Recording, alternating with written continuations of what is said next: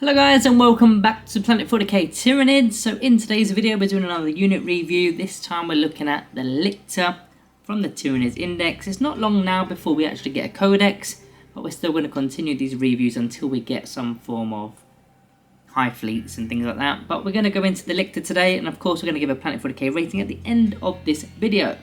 So let's look at the Lictor's date card. The rear side to begin, it's 75 points. I wish it would just say this on the data card, but it doesn't, unfortunately. Now, you get one Lictor and it's equipped with the Lictor Claws and Talons. There's no range weaponry there. As I said, it is 75 points. It was 70 points, so it's gone up in price. I mean, it's a new edition, so it doesn't matter too much, but I like to kind of compare because some people are still used to some of the stuff in 9th edition. And other than it being an infantry, there's not really much else to say on the rear side, so let's flip this over and look at the statistics. So the movement has gone down to 8 inches, the toughness has gone up to 6. Nice, so it's actually fairly tough, you know, toughness 6, along with some of the abilities that makes it quite resilient. We'll get onto that in a minute. 4+ armor save with a 5+ invulnerable save. Wounds has gone up to 6. Leadership 7 and objective control is just 1. It would have been nice if the OC was 2, maybe 3. But realistically, it's not going to steal an objective unless it actually starts removing models. But yeah, the movement has gone down. I don't think that's a huge deal, but I do like the fact that we are tougher.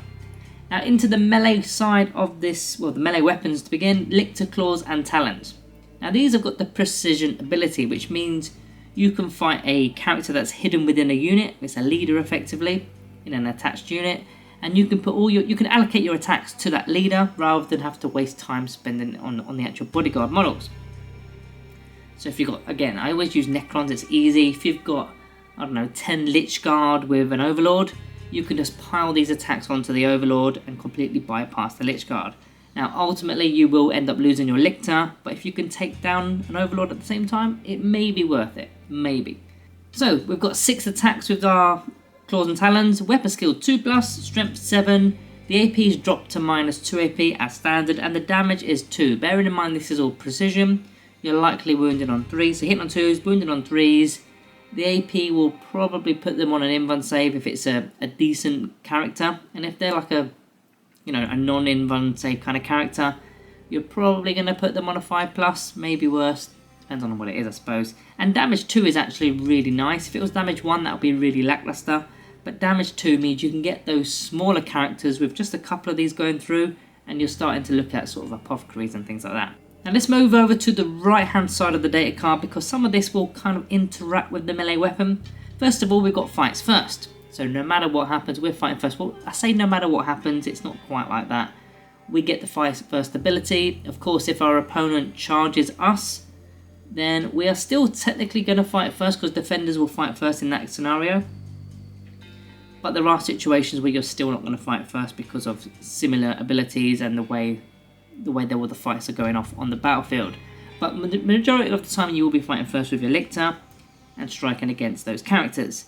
You've got the Infiltrator's ability, which means you can literally deploy anywhere on the battlefield 9 inches away from enemy models. And that's really useful because your opponent potentially could also have infiltrate models. So therefore, if you are putting your model down first, then you're going to give that 9-inch bubble around your Lictor to sort of counter deploy them before they can even put their models down. But of course they can do the same to us. If they put infiltrators down, if you're playing Space Marines, they could potentially block out your Lictor. So ideally you want to be dropping your Lictor first in this kind of situation. You've got Lone Operative. So they can't be targeted unless your opponent's within 12 inches in terms of range weaponry, that is. And they've also got Stealth, which is a -1 to the hit roll. So when you combine in Lone Operative and Stealth, that's pretty decent. But yeah, four unique abilities there.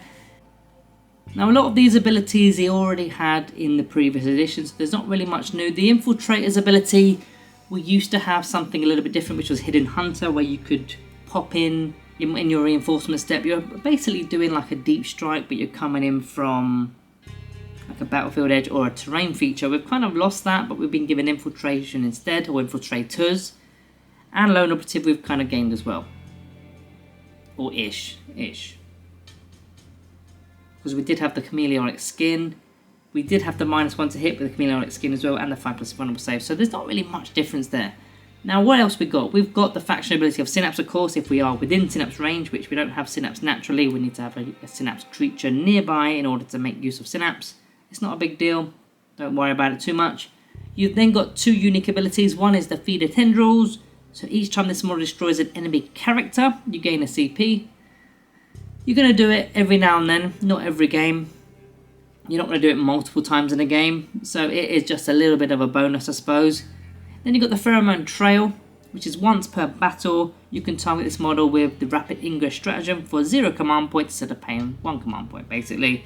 In your opponent's movement phase, you can arrive on the battlefield as if it was your reinforcement step kind of thing. Now I personally don't really like this ability because he's not got deep strike, so therefore you've got to come in from the edge of the battlefield edges, rather than 9 inches away anywhere on the battlefield. I think it would have just made more sense to give him deep strike. That way the rapid ingress would make a little bit more sense, I suppose. But that is his unique abilities. I'm not that keen on them, but it is what it is, I suppose. It is what it is. But let's move into the battlefield role to give this a little bit more oomph to this datasheet, because so far it's sort of okay. So what are you using your Lictor for? The first reason is for secondary scoring. Now for 75 points you're getting quite a lot of uses. The first thing is secondary scoring, as just mentioned. So you could do engage on all fronts potentially, especially if you've infiltrated and it's turn 1, you pulled engage on all fronts. You can quite easily do that now. I mean, it's not that difficult to do anyway, but it's almost a guarantee that you're going to get that 1/4. You can use it to secure no man's land. You can do it an action on an objective for cleanse. Area denial is another one where you need to have a model to do an action.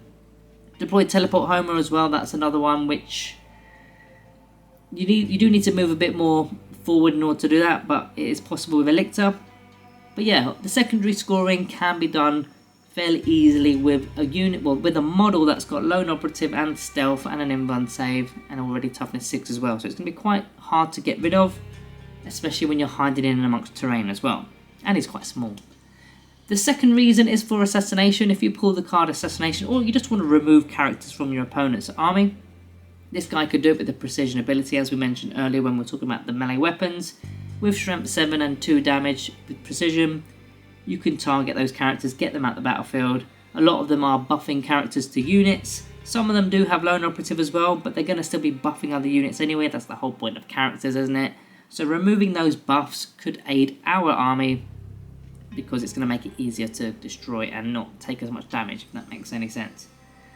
As for some stratagems that could relate to the Lictor, we've already kind of mentioned the rapid ingress, but I'll put it up here again just so that we all know where we're going with this. Rapid ingress in your opponent's movement phase, you pop it in. I don't like it. I think there's better uses for rapid ingress, especially with deep strike and stuff.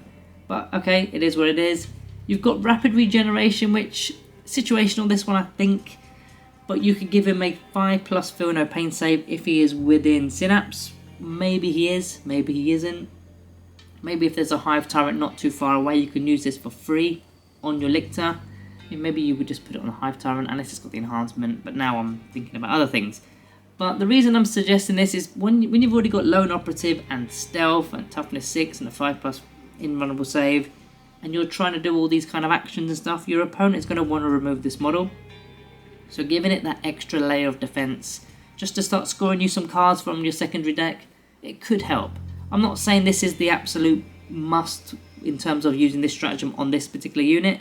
I'm not suggesting that at all. There's probably loads of other better options for this, but you've got the option is what I'm trying to get at here.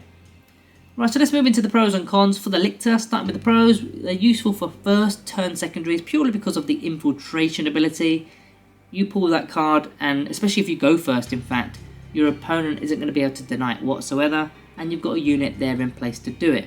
If you do go second, you're still going to be able to do it, but you've got to, of course, survive your opponent's turn. But again, with those defense mechanisms that it's got in its abilities, it will help you survive. They're probably listed in the pros, in fact. So useful useful as an action model. We spoke about cleanse, we spoke about area denial, those kind of secondaries that relate to doing an action. He can do those. You're not going to use, a shooty unit like the zone thropes to do your action, because then you're going to forgo your shooting, right? So you want to do it as cheap as possible on something that doesn't shoot and doesn't really want to charge that turn potentially. It's useful for killing characters, so that effectively gives it a multi-use because you can do secondaries, you can also kill characters with precision. You've also got a good defense, as we mentioned, lone operative, stealth, 5+ invulnerable save. You've then got precision and fights first, which kind of relates to killing characters. And it's cheap at only 75 points for doing all this kind of multi-use stuff. As for the cons, it's competing with other units. To name a few, you've got the Death Leaper, the new model there. Very similar to the Lictor with a couple of different abilities. It's also competing with the Raveners in my opinion, because the Raveners can keep popping in and out and doing these kind of roles. The scoring the secondaries, not necessarily killing characters, but doing the secondary scoring. The Raveners can do it almost every turn, almost wherever they want, providing that your opponent hasn't screened really well. Then you're of course looking at the Bibles throwing out the Spore Mines. Those Spore Mines can be doing the same sort of things for a lot cheaper, but the Bible, I think the Bible is actually cheaper in itself, and then the Spore Mines are additional. Well, they're free, but you're going to gain more models throughout the game. So it's competing with that too, is what I'm kind of getting at. You've got no ranged attacks with your Lictor, it's purely melee based. You've got no deep strike, which really sucks. I think it just needed deep strike as well as an option, infiltrate or deep strike. It just would have given it a bit of character. And rapid ingress without deep strike, I think, just kind of sucks a little bit. So what do I think about the Lictor? Let's get onto our Planet 40k rating today. I still think it's a fairly decent unit or model because of all the abilities that stack together. Great defense, great at scoring, potentially assassinating leaders. I think it's useful and I think it's worth the 75 points. So for me, it's up there, and I'm going to be going with a Planet 40k rating of 4-star. So guys, what do you think? Let me know down in the comments below. Remember to subscribe on your exits. Thank you all for watching, and I'll see you in the next one.